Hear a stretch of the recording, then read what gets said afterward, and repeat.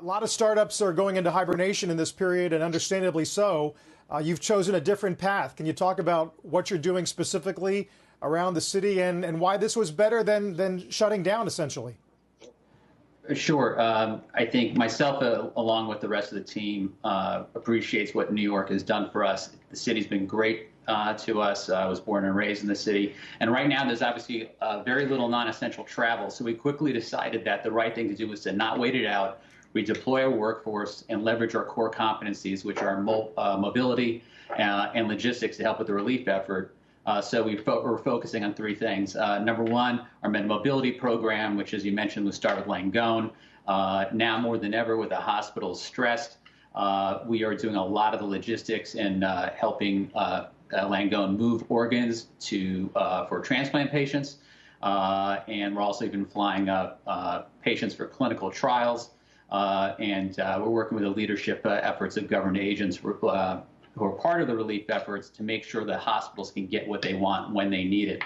We also have a fly home program where we're repatriating citizens who are still stuck overseas. We recently did a mission from Morocco where we worked with the State Department to repatriate 27 senior citizens.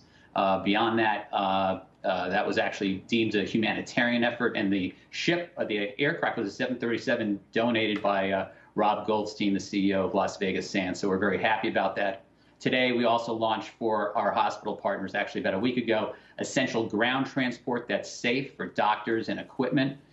So you can have actually a safe ride that has uniformity, unlike potentially ride-sharing services where drivers are actually temperature checked. We use electrostatic decontamination. And today, that's actually open to individuals to book for essential travel only. And all the proceeds go back to fund more trips for doctors and hospitals. Huh. How long can this go on? I mean, obviously, the need is going to be there for an extended period of time, maybe even once travel demand starts to recover. What's your timeline on that? Well, I think that, look, we have two things going on. I think if you looked at the graphs that the president showed a couple days ago, clearly New York and New Jersey, the tri-state area, are clearly ground zero for the epidemic. So, we're counting on that, for all of April, clearly we'll be under lockdown, and there's a very good chance that in May it will continue. So we're preparing for that potentiality. If so, we'll continue working with our medical partners and providing safe trips for people in New York City who have essential travel, because despite the fact that we are under lockdown, there are people that need to see doctors. There are people that need to go places that are not within walking distance. Drivers need to be safe, and passengers need to be safe. So we'll do this as long as we need to. We're well capitalized, and we're obviously hoping that this resolves itself and people can kind of get back to work once it's safe. We're relying on the experts to tell us when that is. The virus is going to tell us when to get back to work, not anybody else. So we'll be closely monitoring, and hopefully by this June, things will start get back to normal. Rob, you said you're well capitalized, and that's clearly an important point. Kudos to you for doing this during this period. I wonder, are you able to get cash flow from this? Does this help your position as far as staying in business for when we eventually get out of this, or no? No, it does not. This clearly is, we had two choices. You can lay off and furlough employees and hibernate. We don't think in the long term. We've been around for 6 years. We hope to be around for a very long time.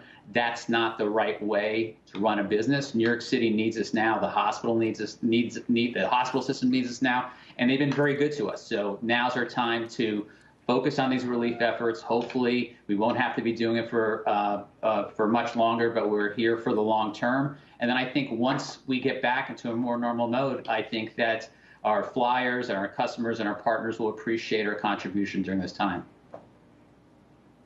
Yeah, absolutely. I mean, and perhaps there's never been a greater need for rapid transportation than in the midst of this health crisis right now.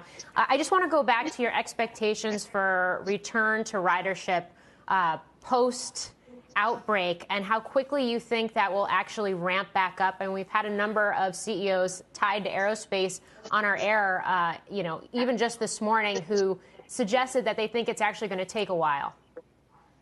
It is going to take a while, but I think that, our business has been definitely focused in the past very much on a higher end audience in terms of income, a lot of business travel. I think that it's going to take some time. Clearly, our airport business is going to suffer. It's going to take a long time for the, right now, TSA pass-throughs are down 95%.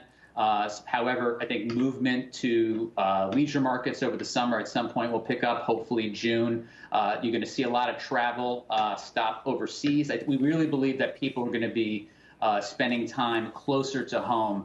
And what we're very much focused on in urban mobility is short distance aviation. So I think that hopefully when this returns, we believe that our flyers will be one of the first back into the air.